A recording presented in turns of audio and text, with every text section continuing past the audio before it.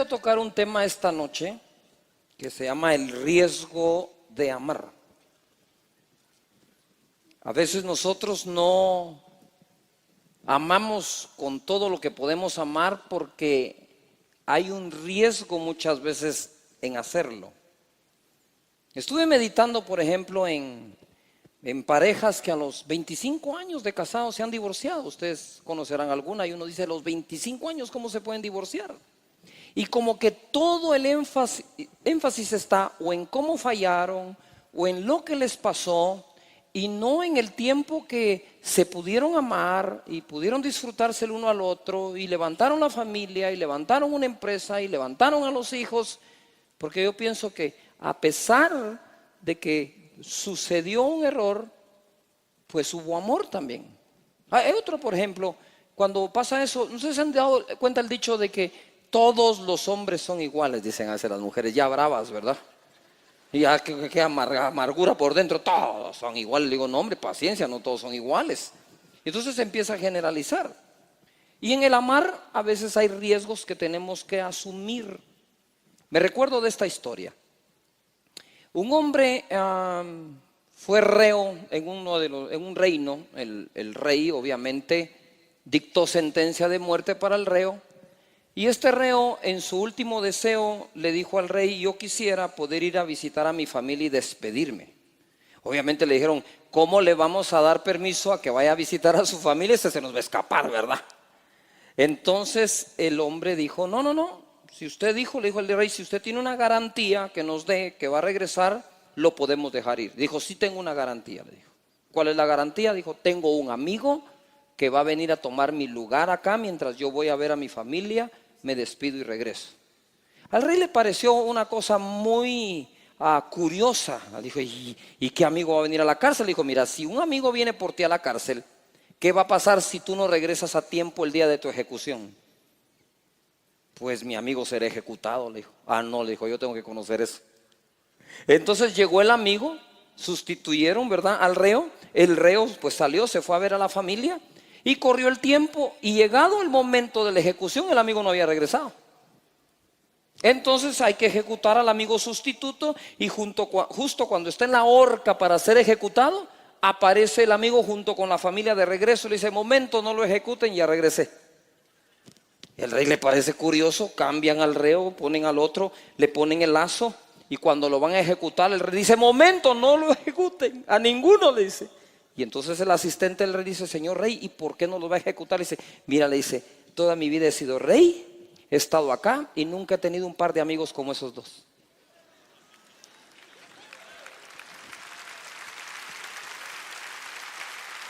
Necesito a los dos como mis amigos. Pero ¿quién se puede correr un riesgo semejante a eso por otro? Cuando vamos a amar, nos podemos correr el riesgo también de juzgar a los demás en su amor. Eso no es amor. ¿Usted ha notado esas personas que dicen, es que no me amaron, no me llamaron, no me han visitado? Cuando tú estás así es porque tú no estás amando a nadie. Pero cuando estás ocupado en amar, tú no estás juzgando cómo te aman. ¿Todavía estás acá? Porque cuando amamos, amamos sin ese interés que a veces la gente tiene debajo de la manga. Tenemos que amar y punto. Amar es la fuerza que puede perdonar cuando nos hacen cosas como esas. Hay que tomar un riesgo. Esas personas se arriesgaron en él. Juan 3:16, porque de tal manera amó Dios al mundo que dio a su Hijo unigénito, para que todo aquel que en él cree no se pierda, mas tenga ¿qué? Vida eterna. Porque no envió Dios a su Hijo al mundo para condenar, sino para que el mundo sea salvo por él. El amor no contiene condenación. Dios dio a su Hijo por amor, no por poder. Dios dio a su Hijo no porque él tuviera fe. Dios dio a su Hijo porque él amó al mundo de tal manera que dio a su único Hijo para que fuéramos salvos por él. Y entonces Jesús no vino a condenar, porque entonces habría una negación. Dios lo da por amor y Jesús viene a condenar. Ya no hace match esto, me estoy explicando acá, sino que él viene a salvar porque fue dado por amor. Ahora, el tema aquí es este. de tal manera amó. Si las escrituras dijeran, Dios amó al mundo, ojo acá, entonces quizás pudo haber dado un ángel, a un arcángel, a un querubín. Pero desde el momento dice, de tal manera amó, es decir, nos amó de tal forma que lo que entregó fue al único hijo que tenía. Cuando nosotros amamos de esa manera, somos capaces de entregarnos del todo y por todo a alguien o a algunos. Pero tenemos que, ¿qué dice aquí? Amar de tal manera. Lo que quiero decir hoy es que podemos nosotros esta noche salir de aquí con un nuevo nivel de amor.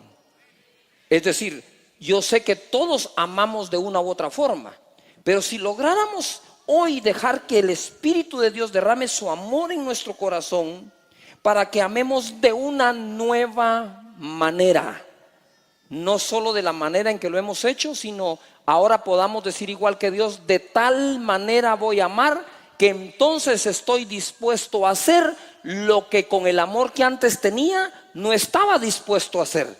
Es decir, en las parejas nosotros podemos amar de una forma y hay cosas que no superamos porque tenemos que emigrar a una nueva manera de amar.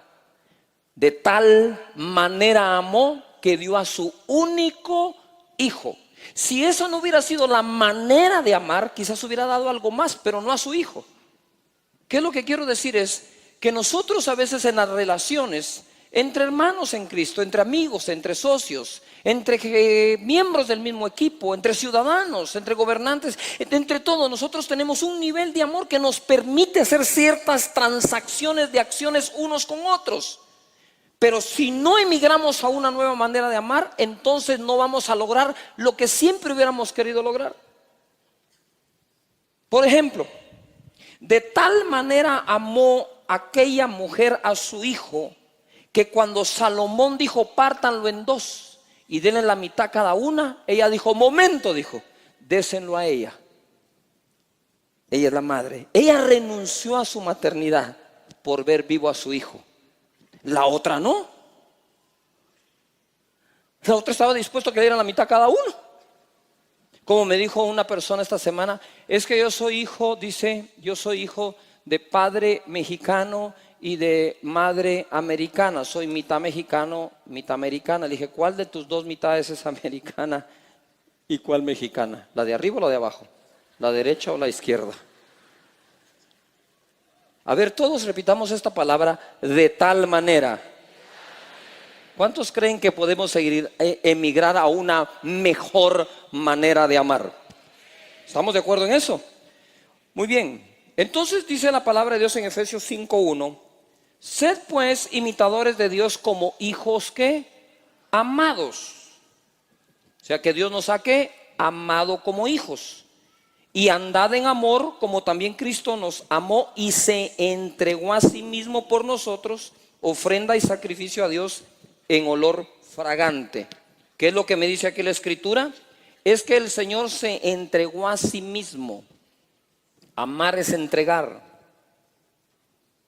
Y lo que entreguemos en la vida, que sea por amor. Porque 1 Corintios dice que podríamos incluso entregar nuestro cuerpo para ser quemado y no tener amor. Quiere decir que se puede entregar aún el cuerpo a ser quemado por algún otro interés.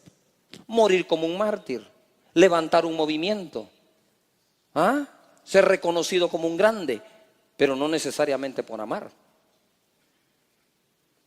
Por lo tanto, debemos de aprender ¿qué? A amar. El riesgo de habernos amado. Esto es muy sencillo, pero muy serio. Jesús tomó un riesgo al amarnos. Mira, te lo voy a ir haciendo crecer. En Lucas capítulo 4, verso 1 al 2, Jesús fue tentado. Dice la Escritura, Jesús lleno del Espíritu Santo volvió del Jordán y fue llevado por el Espíritu al desierto. 2. Y por 40 días era tentado por el diablo y no comió nada en aquellos días, pasados los cuales tuvo ¿qué? hambre. A ver, di conmigo, Jesús, vamos, te quiero oír, Jesús fue tentado. ¿Por qué Jesús pudo ser tentado? Simple y sencillamente porque Jesús vino en carne. Tu espíritu y mi espíritu no puede ser tentado, pero nuestra carne continuamente está siendo ¿qué? Tentada. Es decir, estamos sufriendo tentaciones diversas. Bill Winston dijo algo anoche: entre más grande seas, más sutil se vuelve la tentación. Hay tentaciones de diferentes tipos. Les voy a dar cómo cambian las tentaciones a veces en nuestra vida. Por ejemplo, a los jóvenes solteros viene Satanás y los va a tentar sexualmente diciéndole a los novios: háganlo, acuéstense, tengan sexo, está bueno. Y está buena. Es la tentación. Pero una vez te casas, la tentación cambia. Y viene Satanás y dice: no lo hagan. No lo hagan. Decirles que tenés dolor de cabeza. Jesús fue tentadora. Y le quiero hacer una pregunta. Si Jesús fue tentado porque vino en carne, pregunto, ¿podría haber Jesús pecado? Sabemos que no pecó. Pero ¿usted cree que Satanás va a desperdiciar 40 días tentándolo si no existía la probabilidad de que Jesús cayera en la tentación? Claro que sí. Entonces mira ahora el siguiente verso en Hebreos capítulo 4, verso 15. Porque no tenemos un sumo sacerdote que no pueda compadecerse de nosotros o de nuestras debilidades, sino uno que fue tentado, ¿qué dice ahí? En todo, según nuestra ¿qué? Semejanza, pero sin pecado. Denle un aplauso a Jesús que no pecó.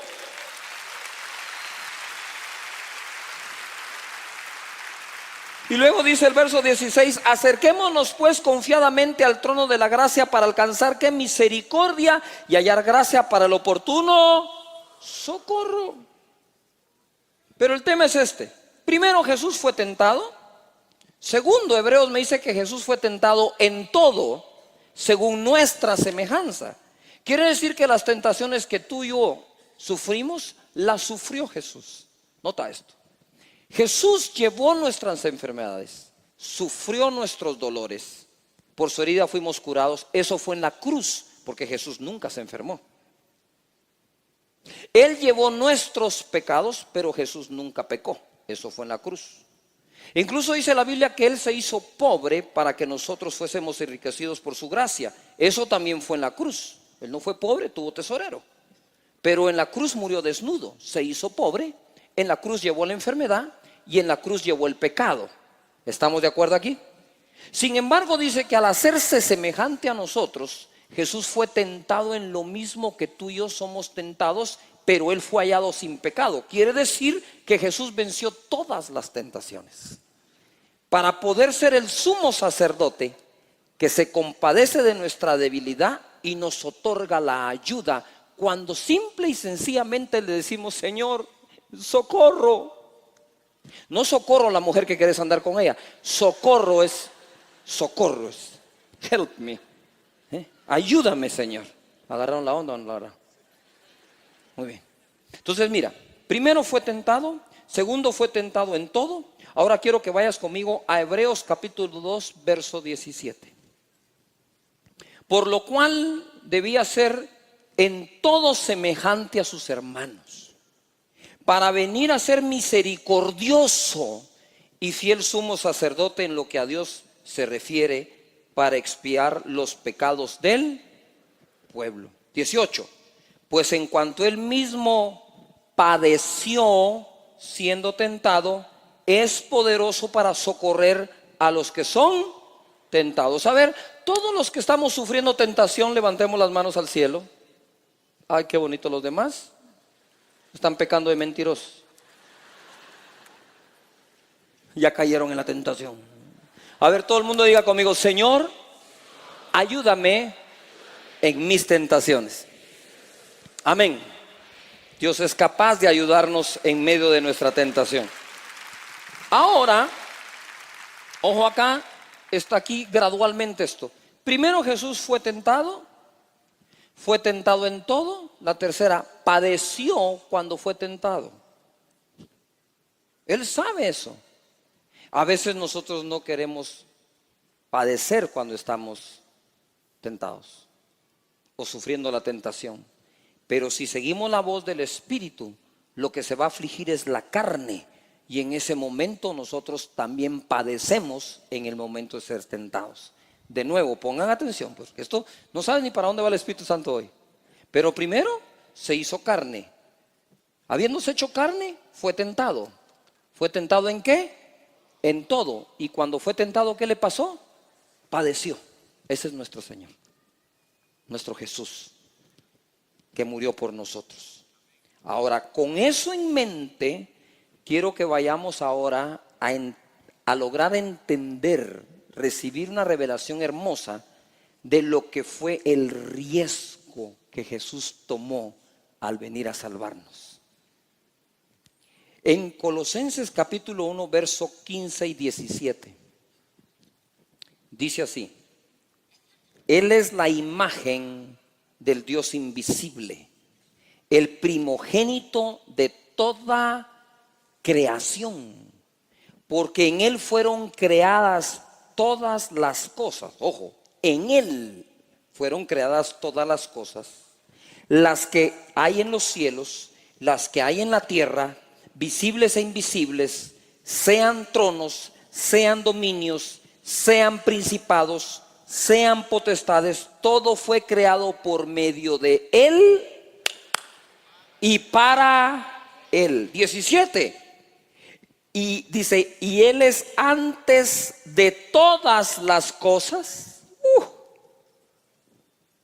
Y todas las cosas subsisten en Él. No sé si agarramos la onda aquí. Él es antes de todo, pero todo en Él subsiste. ¿Todavía están acá? Muy bien. Ve conmigo a Hebreos capítulo 2, verso 10. Dice así: porque convenía aquel por cuya causa son todas las cosas, y por quien todas las cosas ¿qué? Subsisten, que habiendo de llevar muchos hijos a la gloria, perfeccionase por aflicción al autor de la salvación. ¿De qué? De ellos. Ojo pues, vino en carne, fue tentado, tentado en todo, padeció al ser tentado, pero en Él subsiste todo, y en Él fue creado todo. Ahora imagínate esto, según la palabra de Romanos 6:23 dice, ¿sí? Porque la paga del pecado es ¿qué? Muerte, mas la dádiva de Dios es vida eterna en Cristo Jesús. Quiero que pongas atención un poco a ese video, porque toda la creación en el que subsiste, pero Él fue tentado en todo, padeció siendo tentado, y la paga del pecado es ¿qué? ¿Qué es la paga del pecado? Muerte.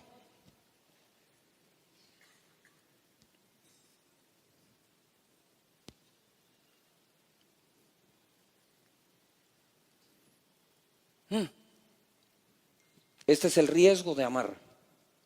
Primero, se hace carne, por lo tanto puede ser tentado. Satanás lo tentó en todo. Él padeció al ser tentado, pero la paga del pecado ¿qué es? Muerte. Ahora bien, pregunto, si Jesús hubiera pecado, ¿quién hubiera muerto? Hubiera muerto Jesús. Y si Jesús muere, que es Dios, hubiera muerto Dios. Porque Dios prefiere dejar de existir con nosotros que seguir existiendo sin nosotros. Quiero que pongas atención ahora. Quiero que pongas atención ahora. Esto es lo que hubiera pasado si Jesús hubiera pecado.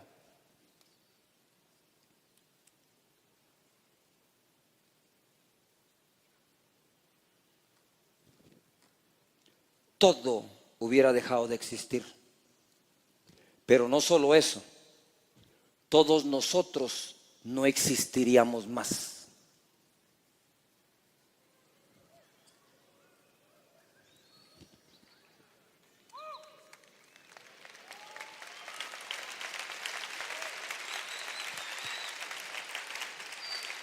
Si Jesús tomó el riesgo de amarnos, teniendo la posibilidad de dejar de existir, tomemos el riesgo nosotros de amar.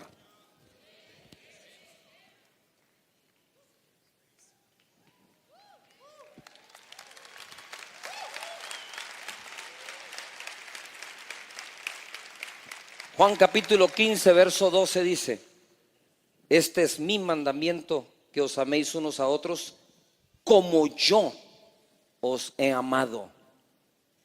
Nadie tiene mayor amor que este, que uno ponga su vida por sus. Ahora comprendemos más ese verso. Cuando Jesús puso su vida por sus amigos, lo que realmente estaba haciendo era arriesgarse a dejar de existir. Ay, Señor, yo quiero tomar mi riesgo al amar. A veces no amamos porque aquellos a quienes amamos nos podrían herir. Esas personas podrían no corresponder como nosotros quisiéramos. Amamos y nos traicionan.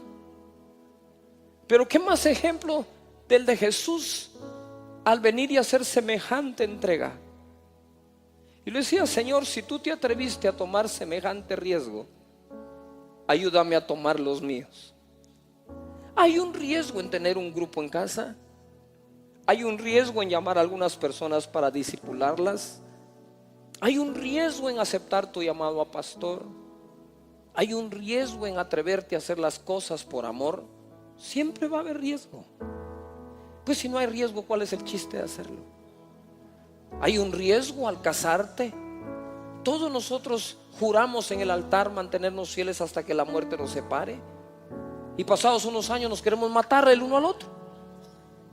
Como dijo un pastor amigo: yo nunca he hablado de divorcio con mi esposa. De matarnos sí, como 3 veces.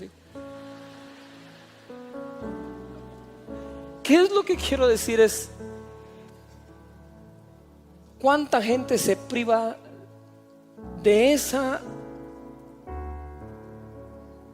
ese honor, de esa experiencia hermosa, la más hermosa que creo que Dios dejó en la tierra. Se privan de amar porque calculan demasiado los riesgos. Yo creo que simple y sencillamente debemos de amar.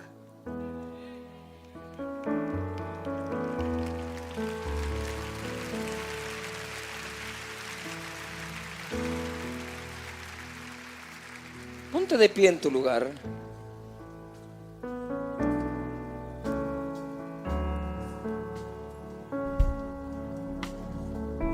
Adoremos al Señor esta noche y dejemos que Él nos bautice con su amor.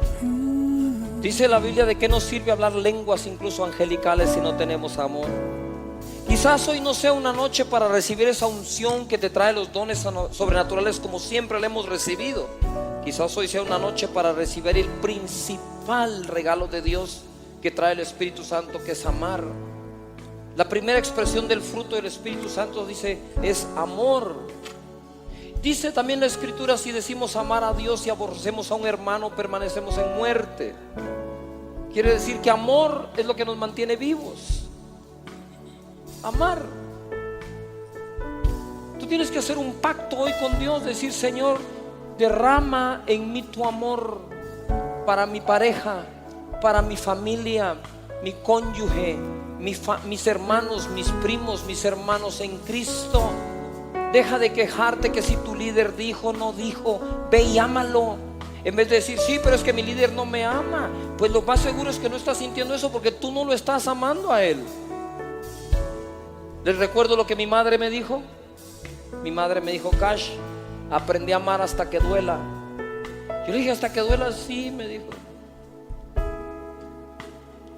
Porque a veces te van a hacer cosas que te van a doler. pero tenés que aprender a amar. Levanta tus manos, adoremos a Jesús. Venga. En mi boca está el poder de la vida y de la muerte. Hablaré palabras de vida y no de muerte, de salud y no de enfermedad, de riqueza no de pobreza, de bendición no de maldición, porque en mi boca hay un milagro. Dale un fuerte aplauso a la gente que nos ve en casa. Esta es casa de Dios, su casa. Suba a carretera hacia El Salvador, aquí en Guatemala. El Espíritu Santo lo va a bendecir, su palabra, la compañía, la gente. Así que Dios los bendiga grandemente. Pueden tomar su lugar. 1 Corintios 12:28. Dice así: aún nos puso Dios en la iglesia. ¿Dónde pone Dios a la gente? A ver, ¿en dónde?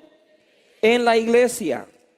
Yo me recuerdo una vez estaba platicando con una persona en un almuerzo y esta persona me dijo, pero yo soy cristiano, me dijo. Sí, pero ¿por qué no vas a la iglesia? Le digo yo. Porque yo no creo que sea necesario si Dios está conmigo y Dios está en mi casa. Claro que si Dios está contigo y Dios está en tu casa, pues es una pena que tú no le correspondes a tú estar en la iglesia. ¿Y ojo? Mira, le dije, eso es como que tú te casaras con alguien, pero decidas vivir siempre en casa separada. Si tú eres parte del cuerpo de Cristo, cohabita con el cuerpo de Cristo. Porque incluso aquí dice, Dios puso en la iglesia a la gente. Así que al estar tú acá, estás haciendo lo correcto. Y dice, primeramente apóstoles, luego profetas, lo tercero maestros, luego los que hacen milagros, los que sanan, los que ayudan, los que administran, los que tienen dones de lenguas. ¿Son todos apóstoles? No. ¿Son todos profetas? Tampoco. ¿Todos maestros? No. ¿Hacen todos milagros? No. ¿Tienen todos dones de sanidad? Tampoco. ¿Hablan todos en lenguas? No. ¿Interpretan todos? No.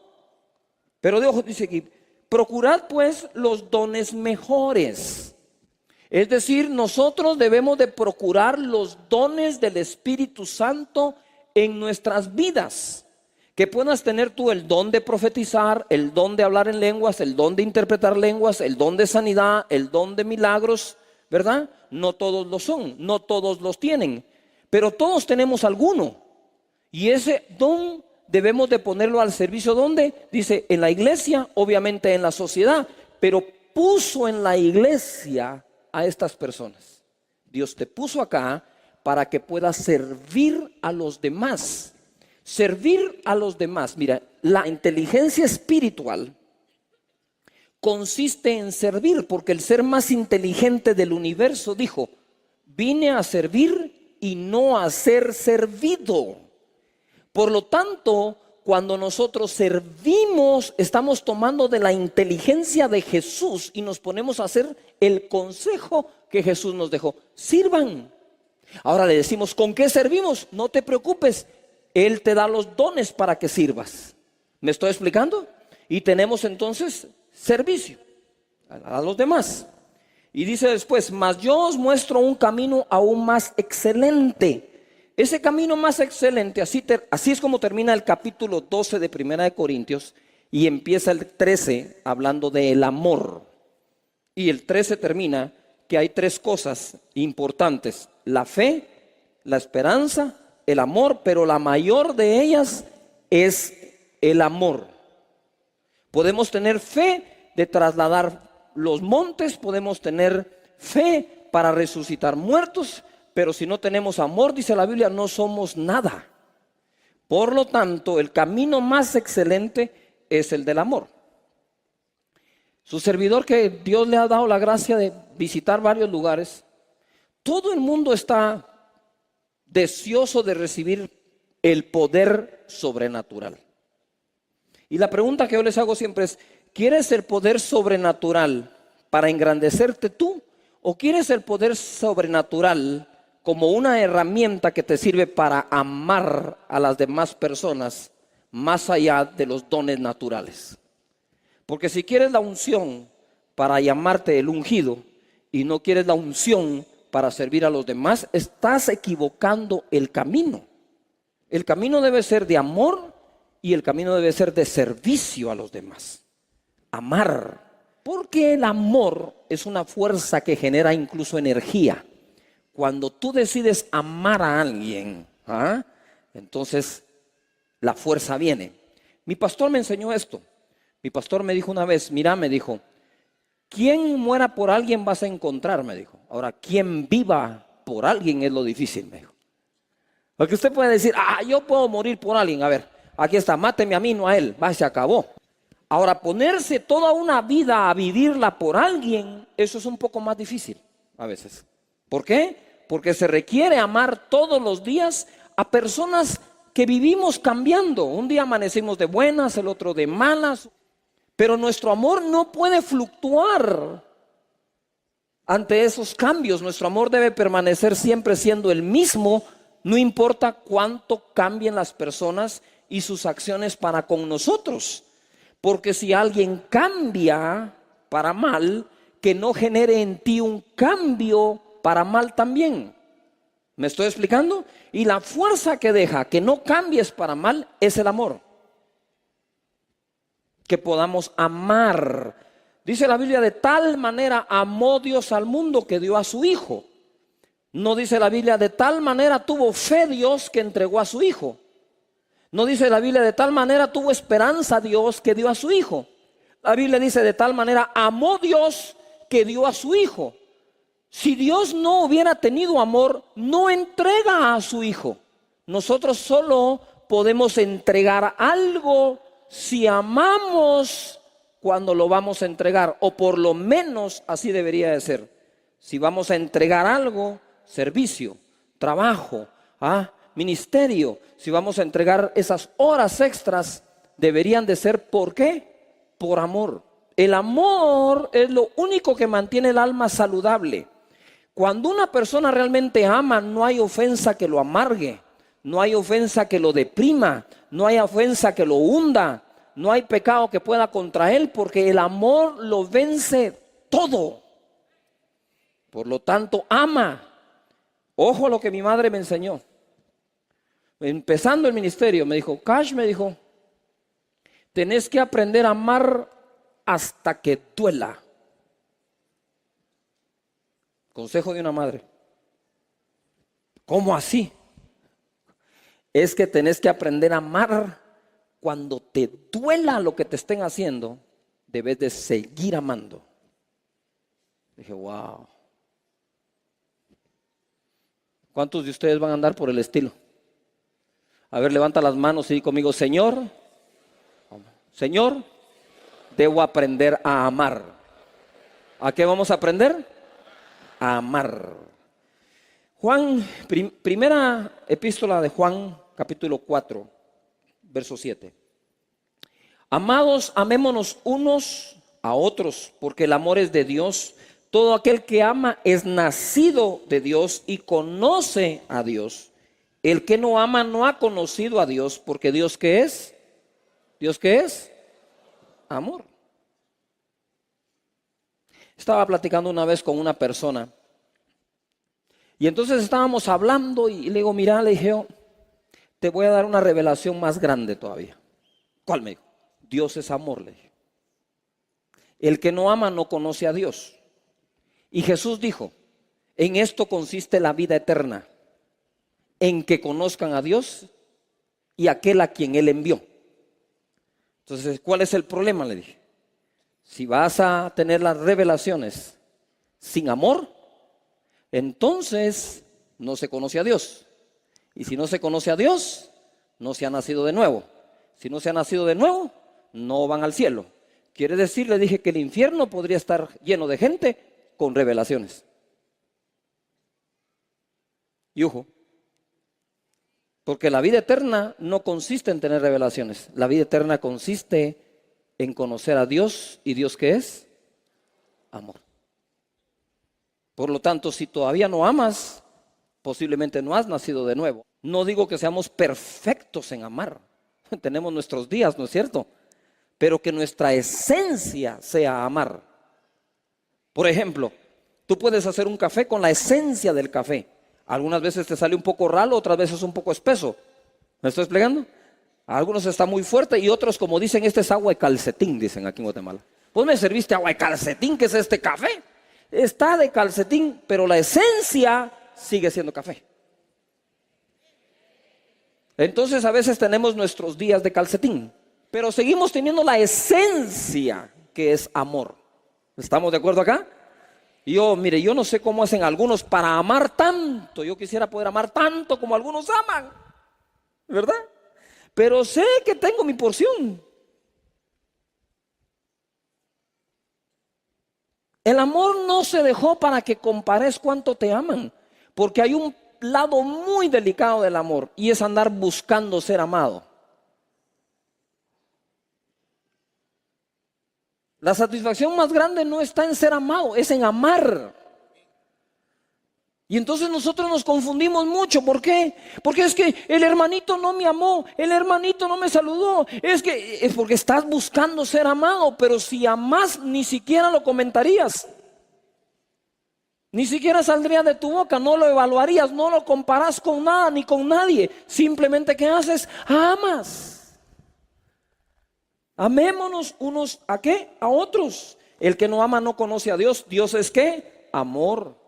Verso 10, en esto consiste el amor, no que nosotros hayamos amado a Dios, sino en que Él nos amó a nosotros y envió a su Hijo en propiciación por nuestros ¿qué? Pecados. Amados, si Dios nos ha amado así, debemos también nosotros amarnos unos a otros.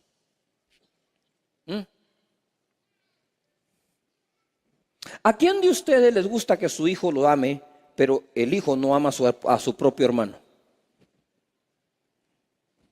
¿A qué madre le gusta que sus hijos le estén abrazando, pero entre los hermanos no lo hacen? Entonces viene el hijo, la hija, te abraza, te da un beso, pero jamás va a tener buen sabor si estás viendo que entre ellos no se aman.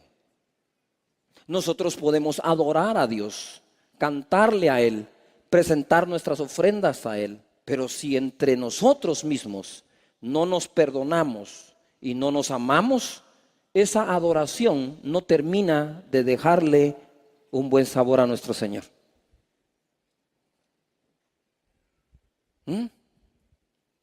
Versículo 12 dice: nadie ha visto jamás a Dios. Si nos amamos unos a otros, Dios permanece en nosotros y su amor se ha perfeccionado en nosotros. En esto conocemos que permanecemos en Él y Él en nosotros, en que nos ha dado de su Espíritu. Verso 14, y nosotros hemos visto y testificado que el Padre ha enviado a su Hijo, el Salvador del mundo. Todo aquel que confiese que Jesús es el Hijo de Dios, Dios permanece en Él y Él en Dios. 16, ojo pues. Nosotros hemos conocido y creído el amor que Dios tiene para con nosotros. Dios es amor. Y el que permanece en amor permanece en Dios y Dios en él. Y en esto se ha perfeccionado el amor en nosotros, para que tengamos confianza en el día del juicio, pues como Él es, así nosotros somos en este mundo. Y en el amor no hay temor, sino que en el perfecto amor echa fuera el temor, porque el temor lleva en sí castigo, de donde el que teme no ha sido perfeccionado en el amor. 19. Nosotros le amamos a Él porque Él nos amó ¿qué? Primero. Si alguno dice yo amo a Dios y aborrece a su hermano, es mentiroso. Pues el que no ama a su hermano, a quien ha visto, ¿cómo puede amar a Dios a quien no ha visto?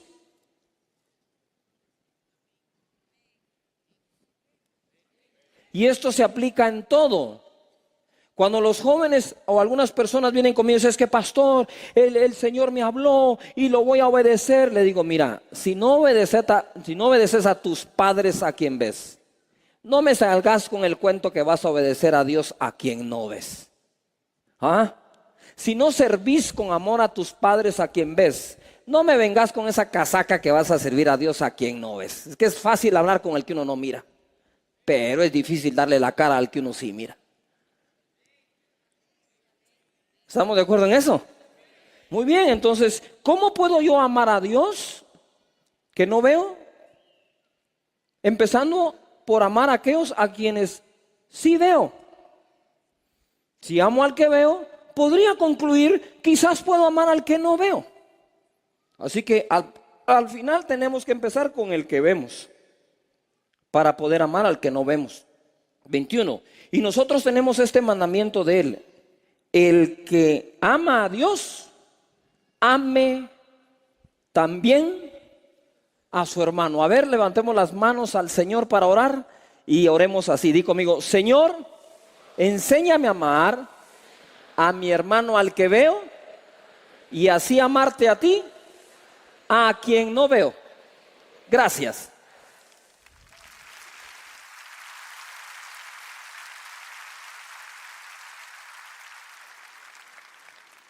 Tercera de Juan 1:5 dice amado, no dice te amo, dice amado. Es una persona que está siendo amada, no que le están diciendo te amo. Fielmente te conduces cuando prestas algún servicio a los hermanos. A ver, digan fuerte por favor: servir es fidelidad. ¿Cómo se es fiel? Sirviendo. Muy bien. Especialmente a los desconocidos. No dice a los conocidos, ahora dice ¿a quiénes? A los desconocidos. 6, mire qué lindo. Los cuales han dado ante la iglesia. Al principio dijimos que ¿dónde nos puso el Señor? En la iglesia. Los cuales han dado ante la iglesia testimonio de tu amor. Y harás bien en encaminarlos como es digno de su servicio a Dios, para que continúen su viaje. Pero ¿cuántos creen que podemos ser como dice acá? Que podemos nosotros testificar del amor de alguien más. Yo sé que tú has amado. ¿Cuántos de ustedes han amado a alguien en su grupo, en su familia, en su vecindario? Quiero ver que han amado con acciones, no te amo y di el cariño, no, te amo, bien te amo, amamos. Bájenla. ¿Cuántos de ustedes han sido amados por algún otro hermano en Cristo? Quiero ver la mano. Muy bien, levanta la mano y di: escrito está, debo testificar a la iglesia del amor que me han tenido. Amén. Prepare su testimonio.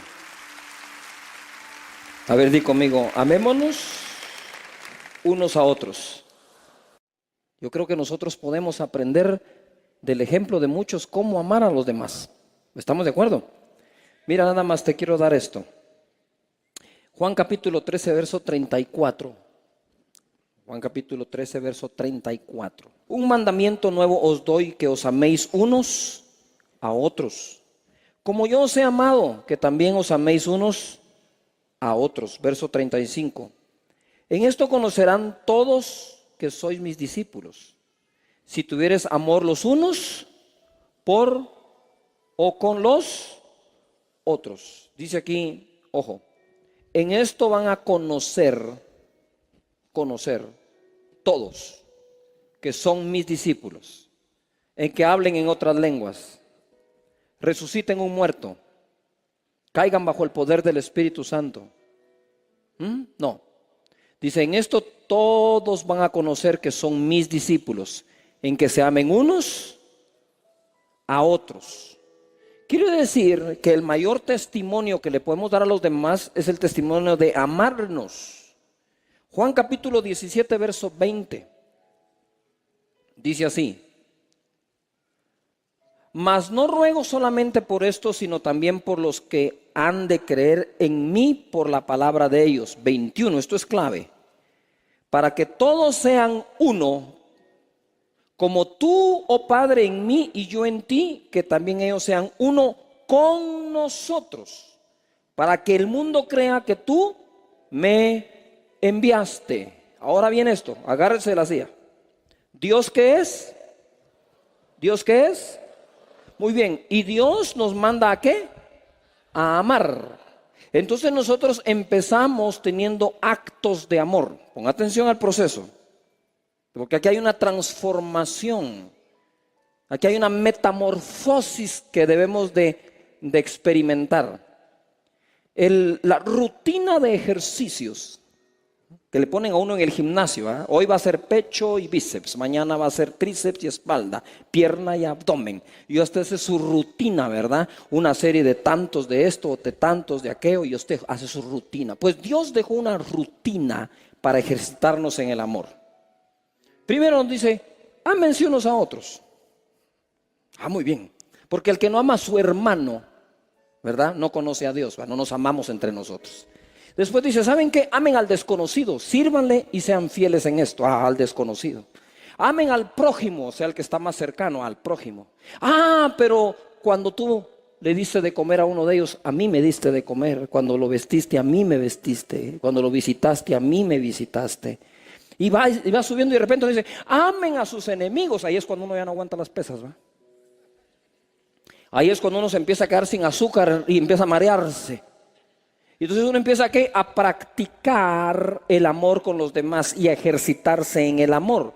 Pero venga ahora aquí, ponga todos sus sentidos, todo lo que enseñé es para esto final. Dice el Señor, para que ellos sean uno en nosotros, como, oh Padre, tú en mí y yo en ti, así ellos también. Quiere decir que el Padre y el Hijo se fusionan en uno, pero la Escritura sugiere que nosotros también. ¿Estamos de acuerdo con eso? Nos fusionamos. Padre, Hijo, nosotros. Fusionados. ¿Pero Dios qué es? Entonces nosotros empezamos teniendo prácticas de amor para terminar convirtiéndonos en amor también. ¿No la agarraste? Tú amás, pero todavía no eres amor. Pero conforme practiques vas a terminar siéndolo. Porque Él dijo, para que ellos sean en nosotros como nosotros somos. ¿Se recuerdan que Jesús dijo, si me han visto a mí, han visto al Padre? ¿Por qué? Porque si Dios es amor y Jesús amaba, han visto al Padre. Y entonces dice aquí, para que cuando los vean a ustedes amarse, sepan que son mis discípulos, dice el Señor. Por lo tanto debemos ¿qué? Amar todo el tiempo, amar. Vamos a ponernos de pie. Yo quiero que oren unos por otros con amor. Amor no es, a ver, oremos vos a rabashata, no, eso no es amor. Amor es en qué te puedo servir aparte de orar. ¿Sí? Tal vez te dice, mira, nada, estoy muy bien, ore por él y volteese. Usted tiene que encontrar a alguien que lo necesite. ¿Estamos de acuerdo? Entonces, tómense ahí unos con otros, de 2, de 3 grupos, de 4 personas, de lo como usted quiera, como le salga. Vamos a orar unos por otros. Oremos ahí, Padre bendito, gracias por hacer de tu cuerpo un cuerpo lleno de amor, lleno de esperanza, lleno de fe. En este día, Señor, en el nombre poderoso de tu Hijo Jesús, te pido que nos bautices con amor. Amor unos por otros, amor en los grupos, amor en life, amor en los discipulados, amor en ensancha, amor, Señor, que podamos transmitir a los demás hoy. Si hay enfermos, usa a tu Hijo que está ahí, Señor, para sanarlo. Si están con problemas de provisión económica, Señor, toca el corazón de un generoso y que les provean a ellos. Padre, bendice a cada persona, que no haya enfermos, que todos sanemos. En el nombre poderoso de Jesús te damos a ti las gracias, Señor. Gracias, Jesús. Gracias, Jesús. Así como estamos allí, así como están, si tú necesitas hoy recibir a Jesús en tu corazón, este es el mejor momento. No sabemos cuándo vamos a morir, pero sí podemos saber a dónde vamos a ir. Si tú dices, yo no sé a dónde voy a ir cuando muera, pastor, o estoy seguro que no voy a ir al cielo, tú necesitas urgentemente a Jesús ahora. Si te apartaste de sus caminos, este es el momento de reconciliarte. Así que voy a hacer una oración para que todos la hagamos, ¿les parece? Y los que nunca la han hecho, hazla hoy por primera vez, recibe a Jesús, vas a nacer de nuevo, el Señor está contigo. Así que todos digamos así, Señor Jesús, este día te abro mi corazón, te pido perdón por mis pecados, me reconcilio contigo y recibo la vida eterna como un regalo. Gracias por amarme. Soy salvo por ti. Amén. Amén. Dale un fuerte aplauso al Señor. Tiene para nuestras vidas de las más poderosas promesas. Marcos 10:28 dice: entonces Pedro comenzó a decirle: he aquí, nosotros lo hemos dejado todo y te hemos seguido. Mateo 19:27 es lo mismo, pero hay una pequeña frase que amplía lo que queremos aprender. Entonces, respondiendo, Pedro le dijo: he aquí, nosotros lo hemos dejado todo y te hemos seguido. ¿Qué dice después? A ver, todos juntos, ahí está en las pantallas. ¿Qué dice? ¿Qué pues tendremos? ¿Hay algo de malo en preguntarle a Dios qué tendremos? No. Él dijo: mirad, lo dejamos todo, ¿qué tendremos? Entonces Jesús les contesta, regresamos a Marcos capítulo 10. Respondió Jesús y dijo: de cierto os digo que no hay ninguno. ¿Cuántos? ¿Cuántos? Ninguno que haya dejado casa o hermanos o hermanas o padre o madre o mujer o hijos o tierras. Está hablando de la familia y está hablando de bienes. Por causa de mí y del evangelio, que no reciba 100 veces más ahora en este tiempo. ¿Qué va a recibir? Dice: casas, hermanos, hermanas, madres, hijos y tierras, con persecuciones.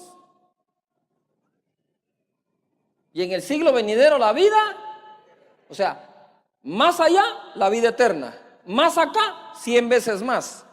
Pero para que la bendición no te vuelva loco, viene en el paquete la persecución. Entonces, ahora sí, poniendo los pies sobre la tierra, ¿cuántos quieren ser bendecidos?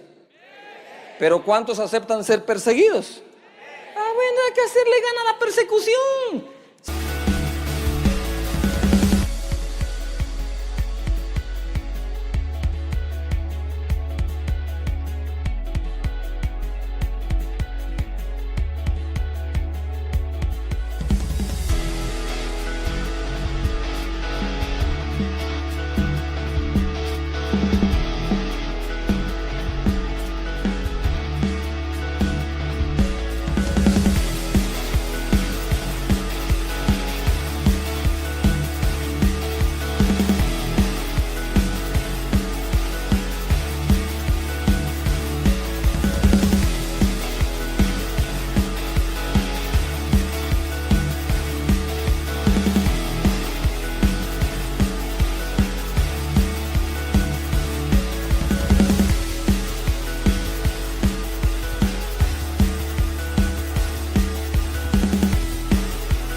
Si ya le hiciste ganas a la bendición, ahora toca hacerle ganas ¿a qué? A la persecución. ¿Qué pues tendrán? 100 veces más apretados. Es decir, ¿con qué? Persecución. Pablo fue un apóstol súper bendecido. Y ha sido un apóstol que nos ha llenado de bendición a nosotros. Las escrituras de Pablo, las epístolas, dan gusto leerlas. Están llenas de palabra de bendición. Él fue el que dijo: todo lo puedo en Cristo que me fortalece. Él fue el que dijo: sé vivir en abundancia, en escasez. Mi Dios suplirá lo que les haga falta conforme sus riquezas en gloria. Fue Pablo el que escribió de la resurrección de los muertos, de la venida del Señor. Impresionante, Pablo. Pero Pablo fue muy bendecido y muy perseguido. Miren 2 Corintios capítulo 11, verso 23. Dice así: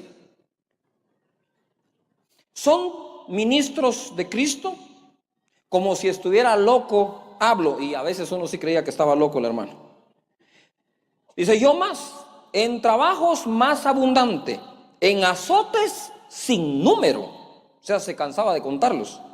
En cárceles más, en peligro de muerte muchas veces. De los judíos 5 veces he recibido 40 azotes menos 1. Esa era la traducción. O sea, si son 5 veces 40, 200.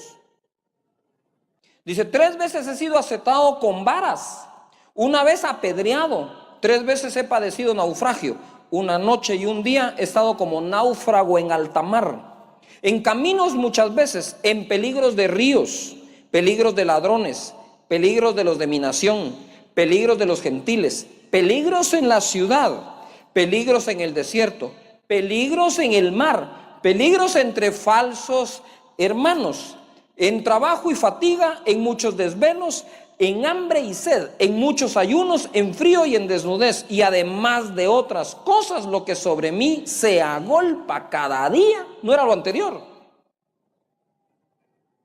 La preocupación por todas las iglesias. Pablo vivía preocupado que así como lo perseguían, podían perseguir a la iglesia. Pablo era muy bendecido y muy perseguido. Tú vas a ser muy bendecido, pero no podría yo decirte que no vas a ser perseguido. A veces la persecución es lo que te hace mantenerte tranquilo, que no te envanezcas, que no te pongas orgulloso de lo que Dios te ha dado, y ahí Dios permite 2 que 3 cositas para que andes tranquilo. ¿Cuánto les ha pasado? Hay todo tipo de persecución, ¿verdad? Cada quien tiene la suya, pero lo que es impresionante aquí es lo siguiente. ¿Cuántos de ustedes reconocen que Pablo fue un instrumento de bendición y sigue siendo para nosotros el día de hoy? ¿Cuántos decimos lo reconozco?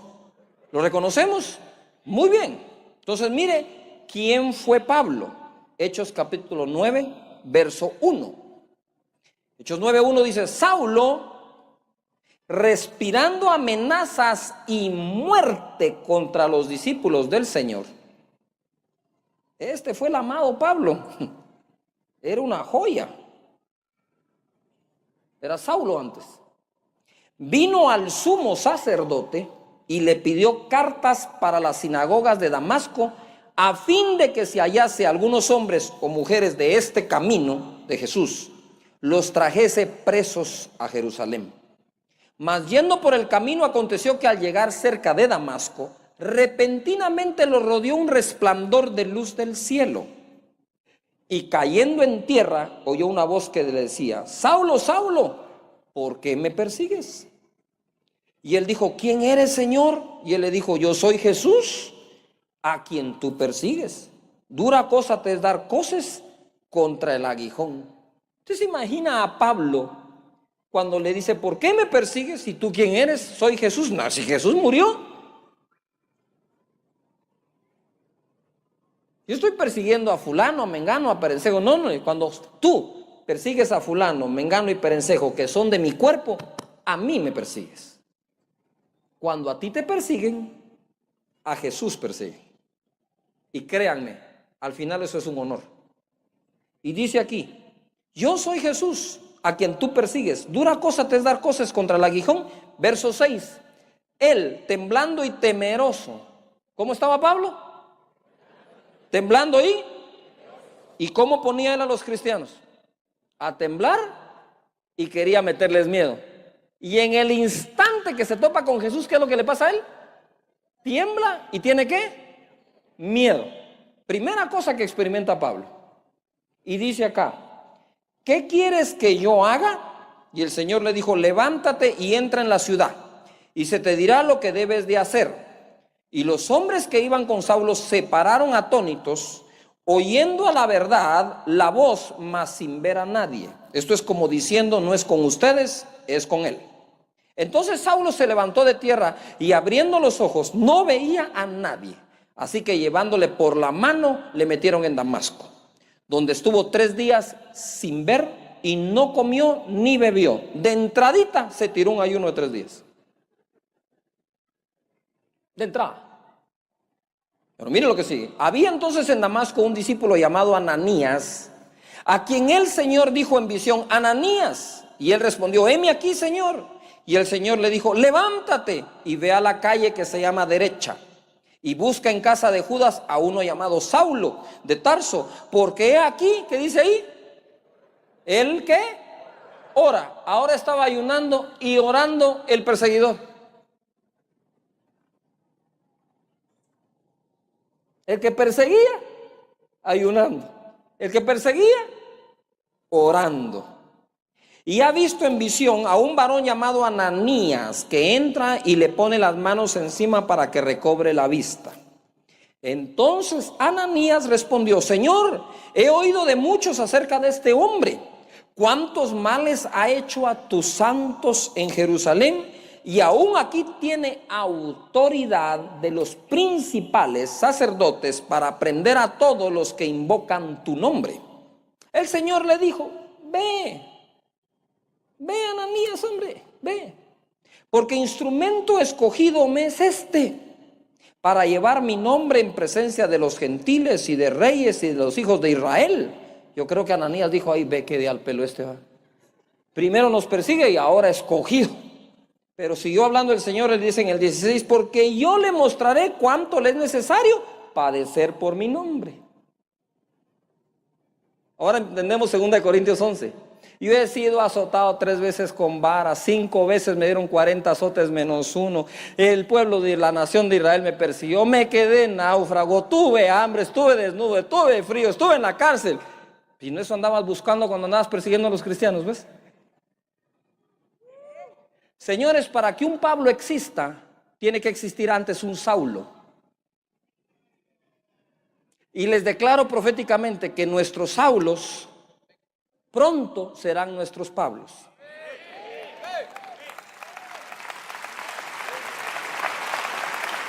Dáselo fuerte al Espíritu Santo.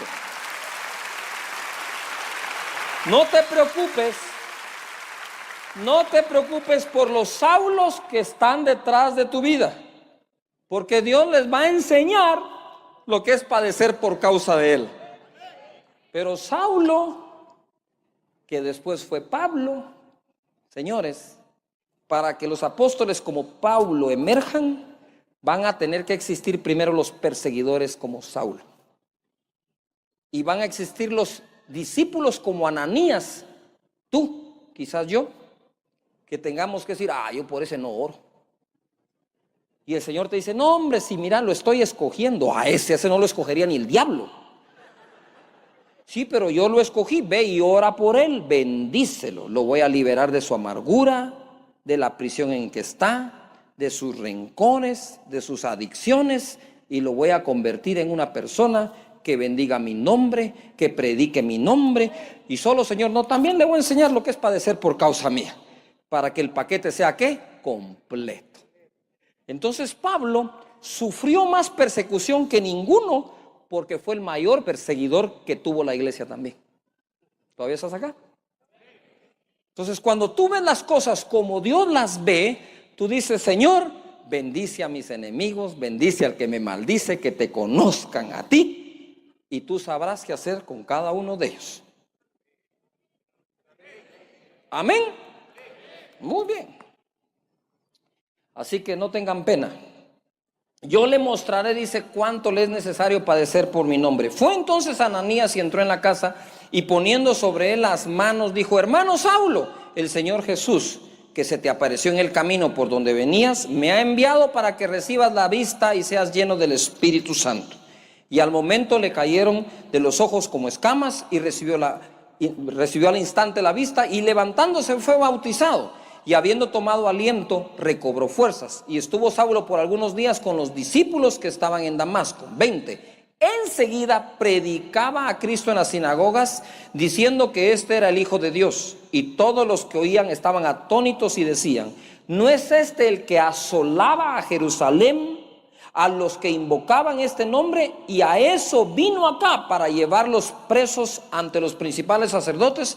Pero Saulo mucho más se esforzaba y confundía a los judíos que moraban en Damasco, demostrando que Jesús era el Cristo. Acto inmediato lo tuvieron que sacar en una canasta bajado de una ventana.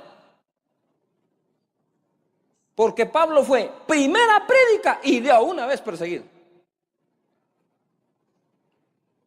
Y ojo, No te preocupes.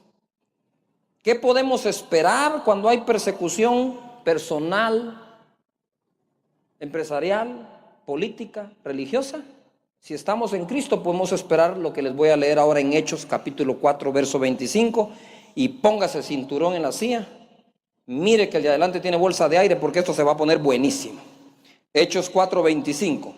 Dice, que por boca de David tu siervo dijiste, ¿por qué se amotinan las gentes y los pueblos piensan cosas vanas? Se reunieron los reyes de la tierra y los príncipes se juntaron en uno contra el Señor, contra su Cristo, porque verdaderamente se unieron en esta ciudad contra su santo Hijo Jesús, a quien ungiste, Herodes y Poncio Pilato, con los gentiles y el pueblo de Israel, para hacer cuanto tu mano y tu consejo habían antes determinado que sucediera. Verso 29 lo quiero fuerte todo el mundo, y el 30. ¿Listos? Y ahora, Señor, mira sus amenazas y concede a tus siervos que con todo denuedo hablen tu palabra, mientras extiendes tu mano para que se hagan sanidades y señales y prodigios mediante el nombre de tu santo Hijo Jesús. Vamos a esperar el mayor avivamiento de la historia. Va a haber denuedo para que prediques. Dios te va a acompañar con señales, prodigios y sanidades. Levanta las manos y di conmigo, ahora vamos a ser más usados que nunca. Diga conmigo, los muertos van a resucitar. Eso es lo que estamos esperando. Eso es lo que el Señor les dio.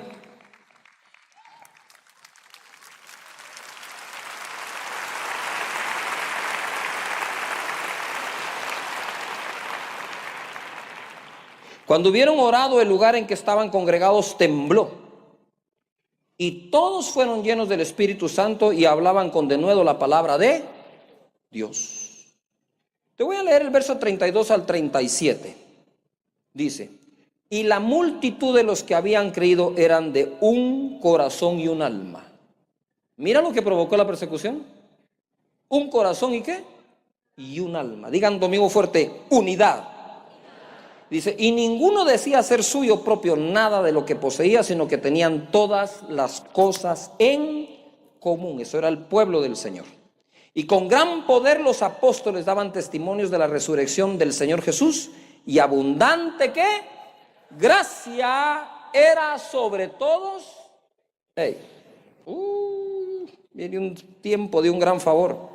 Así que no había entre ellos ningún necesitado, porque todos los que poseían heredades o casas las vendían y traían el precio de lo vendido y lo ponían a los pies de los apóstoles, y se repartía a cada uno según su necesidad. Esta última necesidad era la necesidad ministerial de cada apóstol para llevar el evangelio a todo el mundo. 36. Entonces José, a quien los apóstoles pusieron por sobrenombre Bernabé, que traducido es hijo de consolación, levita, natural de Chipre, como tenía una heredad, la vendió y trajo el precio y lo puso a los pies de los apóstoles. Pregunto,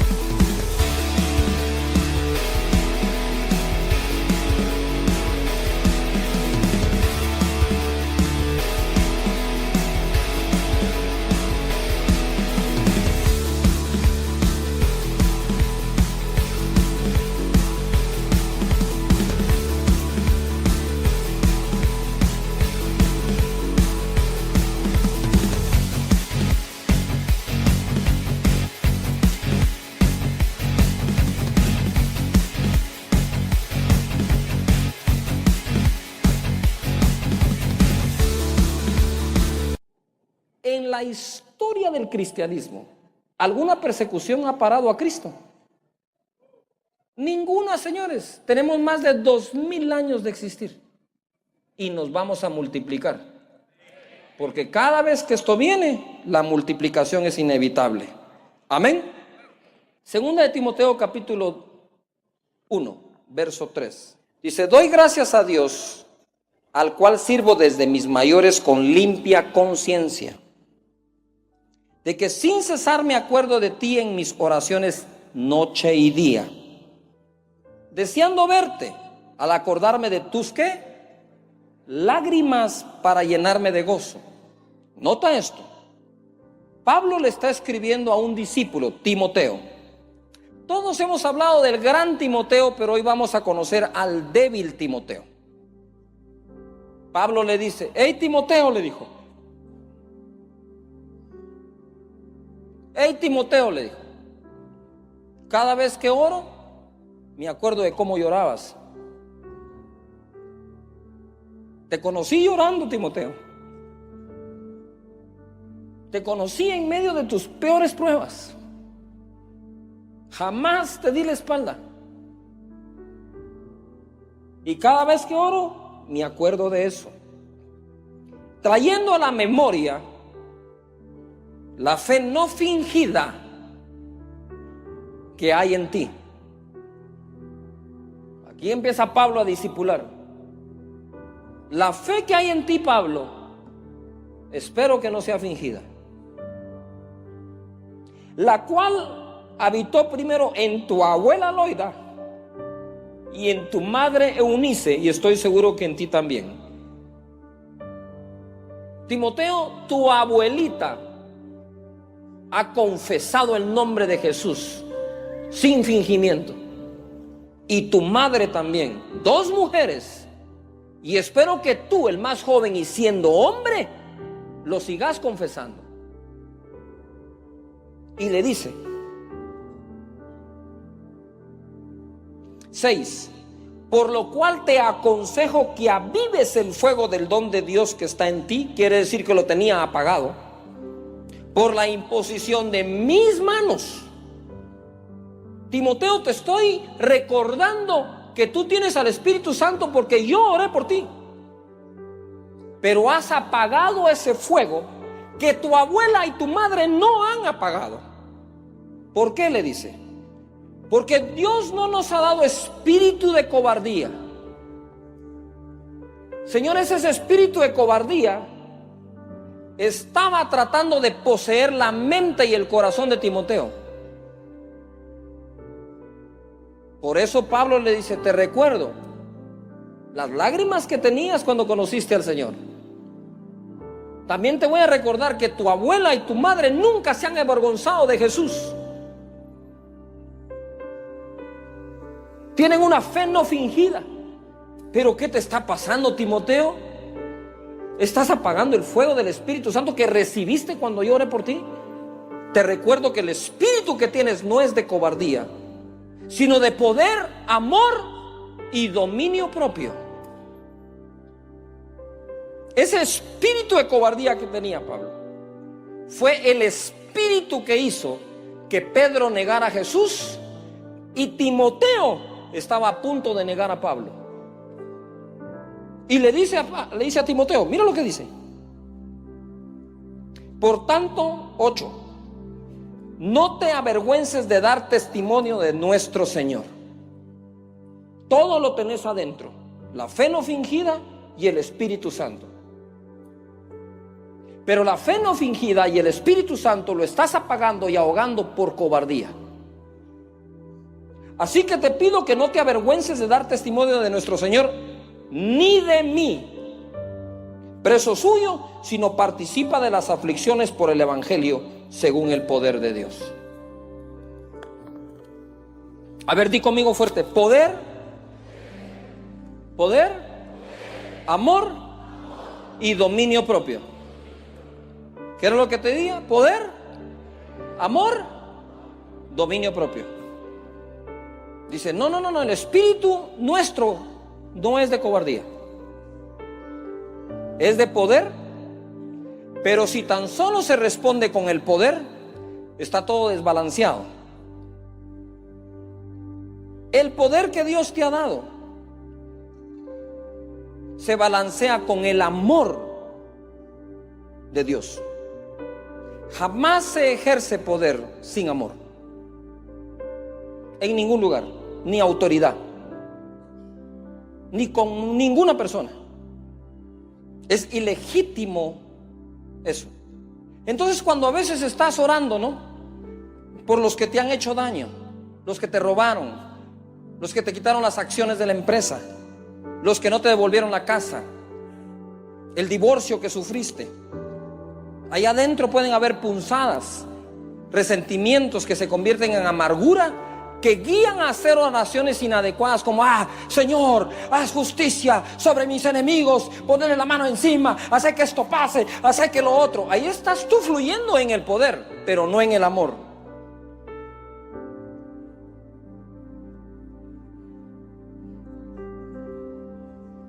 El amor es el que dice: Señor, esa persona que te ha atacado, tú le dices: Señor, que el que me debe te conozca, que sepa que tú prosperas sin necesidad de hacer cosas indebidas. Señor, te pido que te conozcan, te pido por su familia, te pido por su salud, te pido, Señor, por ellos, de tal manera, Señor, que sus vidas den un giro y cambien, y los que hoy son tinieblas alrededor mío se conviertan en luz tuya. Ese es el amor que balancea el poder y dice: y dominio propio. Poder, amor y ¿qué? Dominio propio, no cobardía. Hablaré palabras de vida y no de muerte, de salud y no de enfermedad, de riqueza no de pobreza, de bendición no de maldición, porque en mi boca hay un milagro.